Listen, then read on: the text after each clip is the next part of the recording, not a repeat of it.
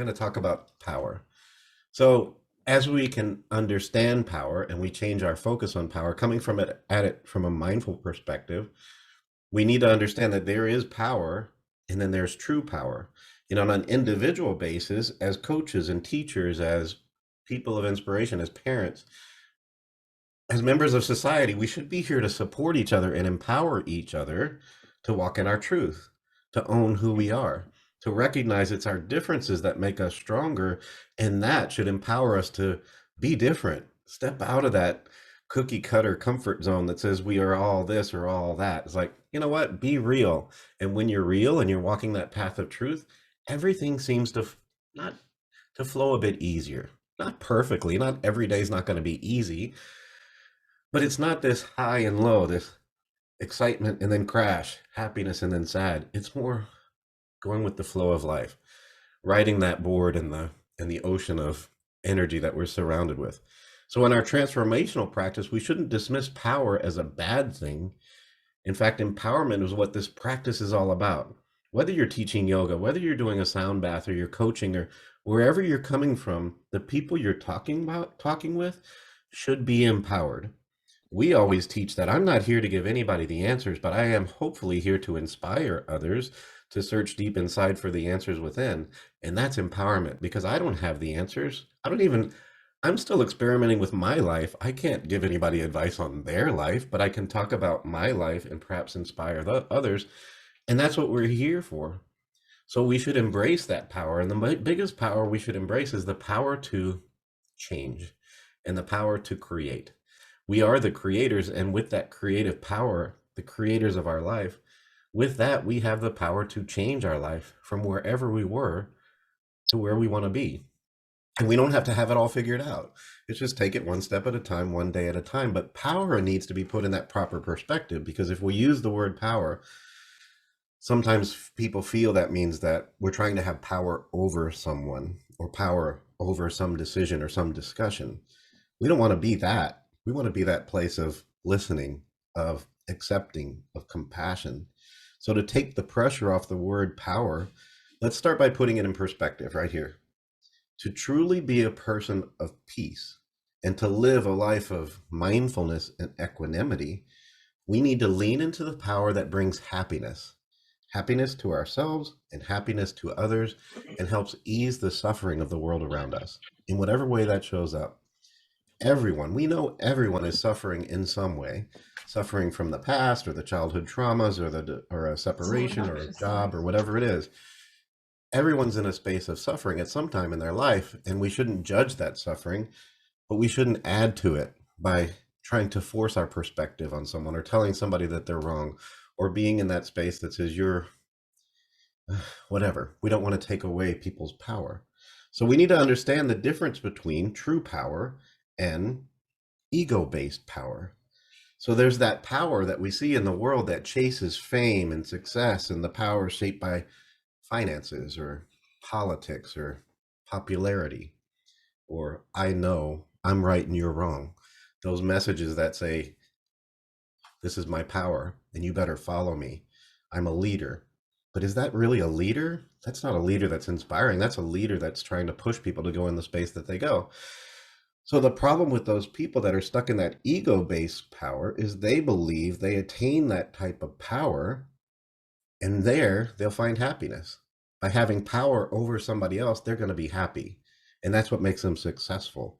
So, but if you look deeply and you see it echoed all across the world, that these people who look like they're in that space of real power, they're not truly happy.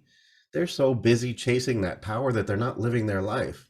They're so busy looking for the next big thing that they're not living those little moments of joy and happiness, those times that warm the heart. They're stuck in that headspace, and they're chasing that power without thinking about the repercussions of the people that they're stepping on to be powerful, those people that they're walking over, those people that they're forcing. So they attain that type of power from an ego space, and they get caught up in that chase. They're never satisfied, and they tend to want more and more, right? That's that ego, that power that's always feeding the greed and the need for more. A lot of people, we see these powerful people that have more than they could ever use in their whole life, but they need more, they need more, they need more, right? That's suffering. Deep down inside, they might not look like they're suffering, but they are. And that's why you see so many successful people that are doing things that aren't nurturing their heart. They're cheating on their spouse, they're turning to drug or alcohol, they're whatever it is, they're stuck in that space of chasing happiness, and it's unsustainable because it comes at the expense of someone or something else. And if you're a user and a user and a user, eventually you run out of things to use and you start chasing after other things, and it's just not a way to live. So even if they feel they reach that point of success, do they feel like they've reached that point of success? Is it enough? It's never enough, because that ego just gets bigger and bigger and bigger. And what is it? Because that's what they're practicing. They're practicing that ego. They're practicing that need. So now, don't get me wrong. I'm not saying money is a bad thing and popularity can't ever lead to happiness, but it has to come from here, or there has to be a balance. So we have to find that. So if the heart isn't aligned with your goals and intentions, or your intentions aren't aligned with your goals, then by the time you reach your goal, you're not going to be happy. We're living in an untruth. So think about this. Who has more power in the world than the president of the United States? Oh, I don't know. Maybe the guy who runs Amazon, maybe the guy who runs Apple. I don't know. But power, I don't know. Not many people ever get that much power. But how often do we see that person being truly happy? That type of success comes with great sacrifice, because making difficult choices often leads to suffering of others. They're making choices that are going to lead to somebody else suffering. And it's a terrible job. I don't know why anybody would want it, right? Because there's suffering there. Does the president of the United States ever sleep well? Ever sleep well? From that time that they did that to the rest of their life, they're going to think about the sacrifices that people made based on the decisions that they made. So, making life or death situations, how can anybody truly be happy knowing some of the policies that they created cause pain and suffering? That's power that I don't think I want. So, if the leader of a country doesn't have compassion and doesn't have understanding, they're going to continue to suffer. But we can see leaders who have led through difficult times, but lead from a place of compassion and a place of understanding, and that's the core of their foundation. Then they will never misuse that power. They would never intentionally lead people to suffer. And maybe those people sleep better. I don't know. But most power that's attached to fame or fortune comes with a price of living a fast pace, of being filled with stress, where there's a need for more approval, more money, more popularity, more busyness. That's an addiction that falls into that addiction space, unless that power comes with a truth and a purpose, unless that power is connected to love and compassion. Because I can tell you, I'm busy, but everything I do comes from a place of love and compassion, and the stresses aren't there. There are stresses, but they're different. They're not that stress of trying to keep up with the Joneses. In our practice, mindfully, we come to realize that if there's no love, if there's no deep motivation to serve this love and to be of service for others, then no matter how powerful you are, you're going to be chasing an unattainable happiness. Because if it doesn't come from that place of love and compassion, it's not sustainable. That uncentered power has us chasing the power itself, and that's self serving. As we learn in our studies, we are beings of service.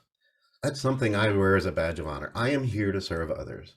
And in return, there's that give and take, that exchange of energy, right? So if you're chasing power and you're only serving yourself, there's no exchange. There's nothing that you get back. So you can only be truly happy when you can relate to other people and other beings as another being going through their life. And we're here to serve each other. That's what makes us great. So happiness comes when we're being of service to the world, of service to our family, when we're being of service to our community, when we're being of service to our students or whoever we're working with, not taking from it. Now we get something in return, but we're not taking for the need to get powerful. So if you can't relate to love and compassion, if you can't come into that place of power from happiness and joy and truth and purpose, then there's an underlying loneliness that you're in this alone. That you are the only one who can cure the wrongs in the world, or you're the only one who has all the answers. And that's lonely. No one would ever understand or get you if you're walking into that space. So when we talk about our own true power, where we're coming from, this heart-centered power, we realize that love and compassion are critical to happiness and are critical to true power. That concept we can see is repeated through history. All great powers that aren't aligned with love and compassion tend to fall. All great leaders who don't come from a place of love and compassion, in the long run, it's proven that they weren't a great leader. The greed and the need that creates great empires or great, I don't know, great followings, they've led to failure for centuries. They might be successful in the short term, but in the long term, that greed is unsustainable. So if progress, if success and power is based on materialism, then it's bound to fail, or it's bound to lead to suffering in some way or another. So true progress and true success and power is about happiness. And that happiness should be the focus, not the money, not the stuff, not the big house. Happiness, true happiness and joy. So I can always ask this question: what's the use of more money if it leads to suffering? What's the use of a big house if it's unsustainable? If you're doing all that you can to pay that mortgage payment and you're dismissing everything else in your life, that's suffering. So as we lean into needing more, we become the victim of our own success. If we need more stuff, we need more friends, or we need more money. What we're focusing on is the power of the spirit. The power of the spirit's different. It's not the power of need. So what most people call power in our society, in the Buddhist practice, they're calling that cravings. People are craving for more. That's not power. That's suffering. Most people feel that powerful people are wealthy, or they're chasing more fame, or they're chasing more food, or they're chasing more success or more power, because it's ego driven. It's not heart driven. But note that I said most. And I think there's a huge shift occurring. There's a big shift occurring. I was hopeful that when that first round of COVID happened, that most people would stop that need. But when we went for that first round, we saw people kind of went back into that same old space, right? But then here we came back again. I feel that shift, and I know you all feel that shift, not from everybody, and that expectation that everybody's going to shift, that's just an expectation. But we see it happening in dribs and drabs. We can see it in the next generation. I feel, and I'm not a parent, but I see kids that seem to be more connected on themselves rather than the job, living a life that's more focused on being of service to their family and to their friends and being part of the community and wanting to make a difference, but not from a place of ego, but from a place of community. I see that shift. I see it happening hugely and I don't want to, at my age. Um, it's tremendous. Now it's not as apparent to in the everyday, but when we stop and reflect on it, we can see that shift. That thing that says most people crave power based on money and fame and fortune. Most is the key word there. When we focus on teaching from a place of heartfelt power, it comes from a different place. It comes from that heart space. And we know, as practitioners of mindfulness, as practitioners of yoga and sound healing and Reiki and all the stuff that we love to do, that true power comes from practicing mindfulness and compassion and forgiveness, faith and diligence and gratitude, and the four-letter word, love. That's what we're acting from. When we're being of service to each other, that comes from love. That doesn't come from greed. The power of love is a source of true energy and inspiration. And it's so diverse because it can come from so many different directions, right? It's a four-letter word that means so many things to so many different people. And we look across the spectrum of our life from the moment we were born to this very moment right here. There is love flowing to us from so many different directions. We can see it. And I know it sounds wonky if I say it out loud, but we see it when the sun comes up every day. We see it when the birds are singing. We see it when the stars at night and the moon. We see it in the face of the people that we love. We see it in our neighbors. We see it in the teachers. We can look back at a teacher that I had in sixth grade and say she was doing it from a place of love, because she sure could have made a lot more money doing something different, but she was there teaching us day in and day out. And when we embrace that truth, and perhaps we can take a step back and see even those people that for such a long time in my life I put blame on. I think they were doing the best they can, and they were doing it from a place of love. I don't know. I can't get in their head, and I don't want to get in their head, but I want to move into that space where I accept that it came from a place of love. So that love is so diverse, and when we don't only focus on a passionate love, we don't only focus on a love of the people right here in our life, but see that love is all around us, it shifts everything. And then we can focus on the power of love. Because when we have that connection to the energy of love, we have the power of strength. And I think when I was younger, the word love kind of sounded soft and squishy, but now I think it's the most powerful word in the English language. Because with love, when we practice love and we practice it over and over and over again, we get true power.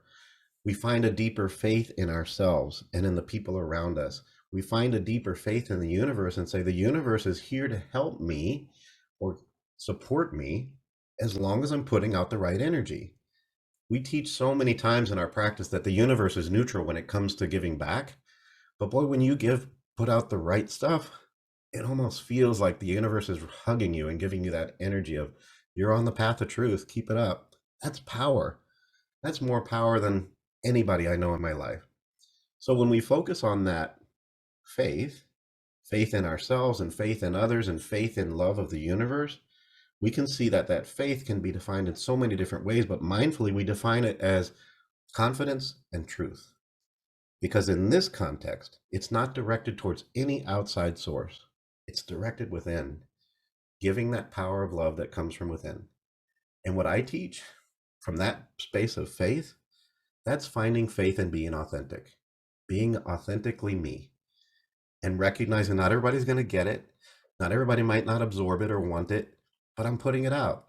And those who don't get it, I'm not worried about them. I just put it out there. This is me. And that's my true power. And it comes with finding faith in myself, finding faith in that I have a message to share, and I think it inspires some others. Not everybody, but those that are there. And that faith is truly the path to freedom. That's that path that I found that says I'm walking the walk and talk of where I want to be in my life. And that's so liberating. And it released me from that space of need. I'm not in a space of need anymore. I'm in a space of abundance because love is abundant in my life. And I see that. So when we lean into that faith, it builds self-confidence. It builds that energy of authenticity, and it aligns us with the truth that we really do have a power. So what is your power? There's power in that strength. With practice, we become like that boulder in the middle of the stream, that I'm sitting there in this power of love and the stream of the world is flowing around me. And I'm okay with that. Let it flow. So without faith in ourselves and faith in love, we're stuck in that space of wandering or striving, or that space of need, that space of lack. So without faith in ourselves, there's suffering. Without faith in the world and faith in the community and faith in the universe, there's suffering. Where do we go and what path are we supposed to follow? Well, that's where we've leaned into this, say, the universe is giving me all that I need. So follow that path. So in our practice, we begin to walk our path with faith, with authenticity, and finding that authentic voice, or that resonance that we have within. We start to find there's joy and there's progress and there's power. There's power in this message. And there's such truth in this kind of power, because I'm speaking my truth. And my truth is different than your truth, and your truth is different than my truth. And that's what makes us all great. Our truth is a truth when we come from this space, it's a truth of love. It's a truth of service. And it's a truth in faith that I have a message to share with the world. So, being in that authentic power is what inspires others. We become like magnets because when we teach what we teach in sound is the most powerful force in a room is going to bring all the other forces into alignment with it. So if I play an F note heart bowl and somebody's heart is out of resonance, their heart will come into resonance because I'm playing that note, right? When we do a sound bath, that's what it's all about, is bringing all of the chakra energy into alignment. But we can do that ourselves. When we put out this energy, the people that resonate with us will be attracted to us, and those that don't won't. And we move into that space where it doesn't matter if they resonate with us or not. We just put our message out there. You guys go be you, and I'll talk to the people that get me, right? That's true power. And when we walk in our truth, the path to authenticity is right there before us. It's right there in everything we do. Our eyes are brighter, our steps are more confident, the way we move through the world, it's like the world parts for us. We're on that path because we're listening to the power of our heart. And that's power. And that power generates more power. I've been in this practice for quite a while now, working with people, working with students or clients. And I can tell you almost without fail, when somebody moves into that power of self, it inspires them to want to share it. That power leads to more power. How many people do we know that move into that space of practicing mindfulness or learning meditation and they want to talk about it to everybody because it helped me, so it will help you, so you need to do it, right? So we walk in it and that power gets stronger and it moves from outside of our physical being and it starts surrounding us and we're like this bubble of love. I talk about it often how I'm in this bubble boy, and here's my bubble, and I get to decide who comes in, but I extend this bubble over everybody who's willing to listen to me. That's it. Power doesn't come from anyone else. And if your power is dependent on somebody else, then it's not your true power. True power comes from within. The truth is that power really isn't dependent on anyone else. Now, it helps when we come together and we share our power. Yes, that's that power of communal meditation or communal prayer, coming together to share ideas and thoughts as we're doing now. There's even more power because that lifts us up even higher and it gives us the confidence and the inspiration to keep going. But in that space of our own true power, however we decide to share it, we start to understand that we find that joy in just sharing our authentic vibration in whatever way we choose to do it. And if that becomes your job or that becomes your career, it's like you're not working anymore, right? It's like, wow, this is really awesome. So it's the practice that we see when we practice mindfulness. And as we start pulling back the layers of stuff, we're moving the mind from looking outside to looking inside. So as we sit in mindfulness or we sit in meditation day after day or week after week, what happens? We start to feel lighter, but not perfectly light because sometimes I'm in a meditation, I feel super heavy, but at least I'm with it. And then once I find resolution or I let it go or whatever it is, I start to feel lighter. And as we begin to feel lighter, we also begin to feel more solid and more free, but more connected and more strong, but content. All those things happen at the same time, and that's a lot of pressure to put on one practice, but it's more than one practice, right? So in the practice of mindfulness or self-reflection or however we go about talking about it, that's where we connect to our true power. And with practice we become more grounded in that. We start paying attention to what makes us feel good, and then we connect to our purpose. When we start connecting the dots between the things that make us feel good, then that's our heart telling us that's what we need to do more in our life. That power that we start connecting with is ours. And the more we connect with it, the more faith we have in it. The more we start connecting to the fact that love is always part of our life, we must start finding faith in that love. And when we practice faith in ourselves and faith in the love of the universe, it grows stronger. That's our phrase, right? What we practice grows stronger. So practice love and love gets stronger.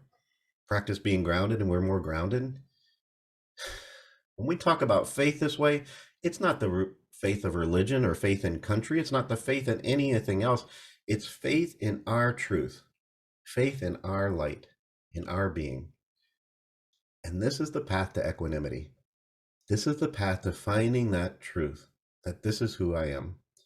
If we look carefully, we begin to see the energy that is awakened when we practice compassion. When we start listening with the intention to learn, there are deeper levels of love, because we move from that place of trying to figure people out to just saying, I see you. I see you. And what can I do for you? Or I'm here for you. Or let me hold space for you. It moves us into a different space. And the love that we come at from that perspective is the foundation and the core of who we are in all ways. That's the core of humanity. Now, some people might not express it the way we expect them to, but deep down underneath all that stuff, it's there. Hopefully they discover it, but we have no control over that. But that love, it's not soft and squishy. It's a love that can move mountains, and it's that love that truly can change the world. And the more we talk about it, the more accepted it is. The more we talk about the fact that this is true power, the more people are going to want to do it. There are so many messages out there of need. You need this thing to be happy. You need this thing to lose weight. You need this thing to be successful. What if we talked about the fact you need love? You need love, but you don't need it. Actually, let's shift that. You have love. How can you show up more in that space of love? How can you allow that love to come more to the surface rather than that need or that want or that sense of perfection that the media puts out there, that you should look or act or think this way, right? As we practice this, we start to realize the energy that we have of love is inherent in every part of our being. And with that, we start to grow stronger because we practice that. And as that power grows stronger, it tames the ego and it lessens the suffering that we get to in that space of need and greed. I've worked with a lot of clients and some of you guys who we talked about that ego space and how difficult it is to get out of that ego space. But you could focus on getting out of the ego space, or you could focus on let's focus on love. The ego will tame itself. When your heart gets bigger, the ego gets smaller. And that leads to the power. That leads to the power of compassion, the power of faith, and the power of gratitude.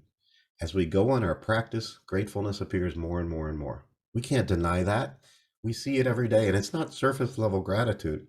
A couple of weeks ago, I did one of these coaches corners on gratitude itself and how we could dig deeper into that gratitude and ask ourselves, what have I done for this person? Or what has that person done for me? What have I done to that person? When's the last time I thanked that person or told that person I love them? And that practice digs us deeper. So easing away from the suffering of need, we open our eyes to see the abundance that's around us. And that abundance is coming from that place of love, just as I said before. And all that striving and all that reaching and all that need, it's not as glamorous anymore. I can watch these commercials that say I need this thing to be happy, and I just laugh now. It's like, really? That's going to make me happy? I don't think so, right? Because we begin to see the truth. I can look in the mirror and see the truth. And the truth is, I have a power. I have that power that comes from a place of love. So, it's no wonder that people get stuck in that ego space. Because again, the messages are there all through our lives. It's no wonder that people in the world who seem to have so little, though, if you look all around the world, there are people who don't have much that are living a life of contentment and love because that's what they were taught or that's what they practice. So gratitude itself is power. When we move out of that space of need to find the perfect life, and whatever that means, and start to realize that we don't need the perfect life or the perfect home or the perfect job or the perfect anything, to begin to see that each and every day offers perfection itself, because every day is different.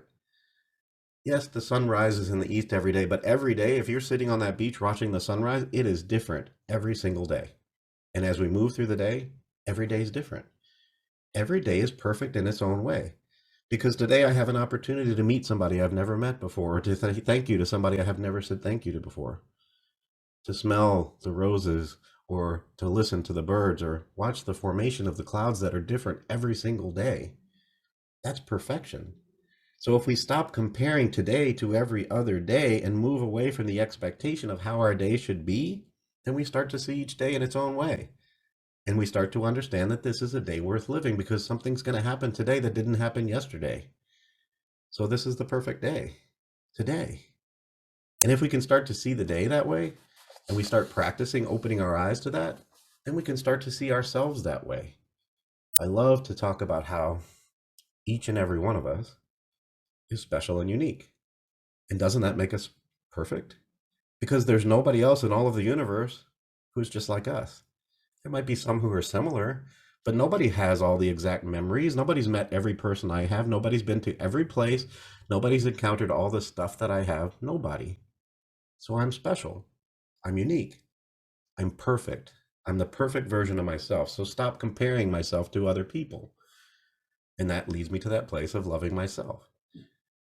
And we know that with practice, this makes a difference. For those of us who go through week and week of practice and that practice is never perfect, we start to realize that, wait a minute, that practice was perfect. That's what I needed to feel at this moment. It might not be what I wanted to feel. I wanted to have this, I had this expectation that when I sat on my cushion this morning to meditate, it was going to be as great as it was yesterday when I had this outer body experience and I was walking on this beautiful beach. But this morning, I couldn't get comfortable. All I could think about was the pain in my lower back and like, what did I do last night, right? But that's what I needed to do right now to figure out where I am. This sense of perfection or chasing that expectation, it leads to suffering because we can never sustain having that outer body experience every time we sit in a meditation, right? It's just not going to happen. So we go through weeks and weeks and weeks of practicing. And in my previous, before I really studied the practice of mindfulness and meditation, all the way back to when I started doing it back in college, and I was practicing meditation sitting on the floor, wondering why I was doing this or having to tell people, hey, I meditated this morning, right? I was doing it for the wrong reason. But when we start practicing and we find that presence, just being present with things as they are right now, that in and of itself starts to lead to a place of inner peace, of peaceful reflection. We all know that feeling when we fall out of our practice only to suddenly seem to go right back into it, right back where we started. It's like getting back on a bicycle after you haven't ridden a bicycle for many years. With practice, you fall right back into that space. So it's easy to slip out of our practice, but we know deep down inside we're capable of coming back to that place of faith. Once we tap into that authentic power, there will be days that pull us out of it. There might be weeks. There might be something that happens in our life that moves us out of that practice. But once we've discovered it, we can go back to it.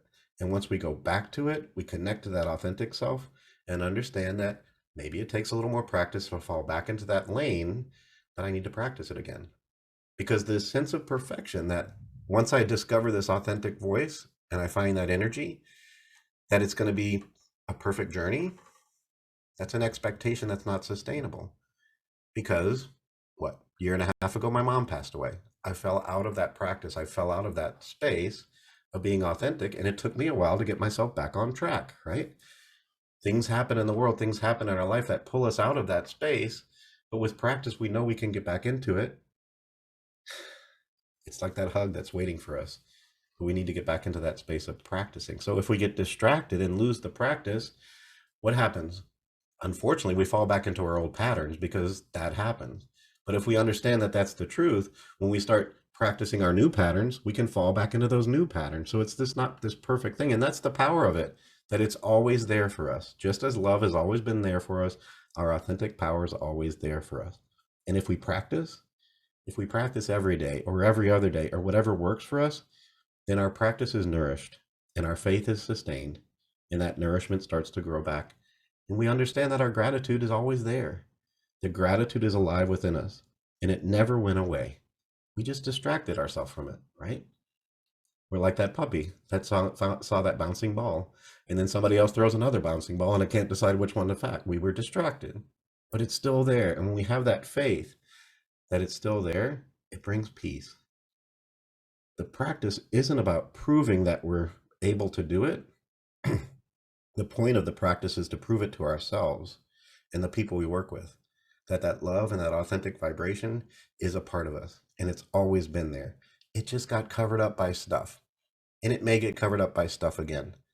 The point of the practice is connecting to that feeling of well-being and joy as often as we can, and connecting to the power of faith that it's always there for us. And it will start to lead us on the right path when we get back into it. But with no practice, the path gets lost, at least for a time. But when we start practicing again, we go back and we find that path is still there. In our practice, we have to remember, when negative thoughts develop in the mind, we shouldn't give them a chance to manifest, right? But that's easier said than done. We all get in that spec, and all of a sudden, why was I thinking about this negative thing for so long? But we know when we practice turning the mind and we practice the pause, when we practice finding that calm and replacing the negative with something else, when we take a chance, every chance, to lean into the good, whether it's walking in nature or going to the beach or walking in the forest in England or listening to our favorite song or connecting to those we love, we're moving back into that space where we're walking that path of truth. And we understand that those seeds of awakening are within us. They're not out there, they're right here, and they'll always be there. If the seeds of happiness aren't right in front of us, then we have to start nurturing them. Maybe it's not as discoverable as me saying it. Maybe we need to lean into it and dig deep. Maybe they got buried by stuff. Maybe we need to read something or say something or listen to something or understand that that place of power comes from within. We have to take the practice of manifestation. What am I doing today that's going to get me where I want to go tomorrow?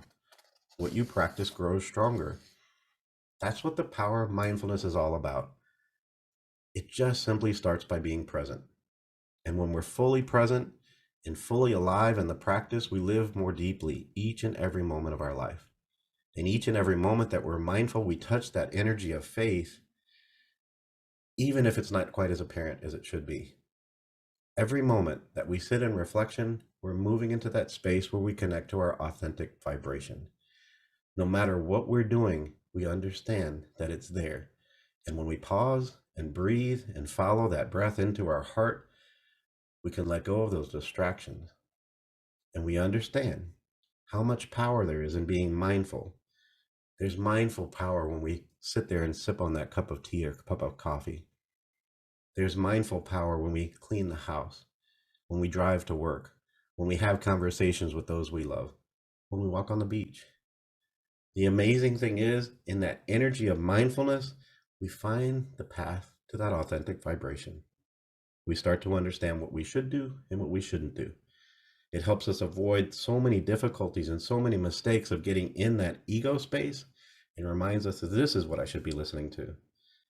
Because our mind, it will give us all these ideas and it will justify every path that it tells you to go down. But our heart, it won't lie. It will only speak the truth if we're truly listening. If we allow the faith in our heart to rise to the surface and shine more brightly in each and every moment, it shows us the path before us. So mindfulness truly helps us recognize things as they are, not as we expect them to be. And when we start recognizing that truth, we start to recognize who we are, not who we should be, but who we are. And when something positive happens, we can enjoy it. When something nurturing happens, we can nourish it. And with practice, that starts to heal us just by recognizing that that's love. Anything that warms our heart is love. Anything that moves us into the light, that's love.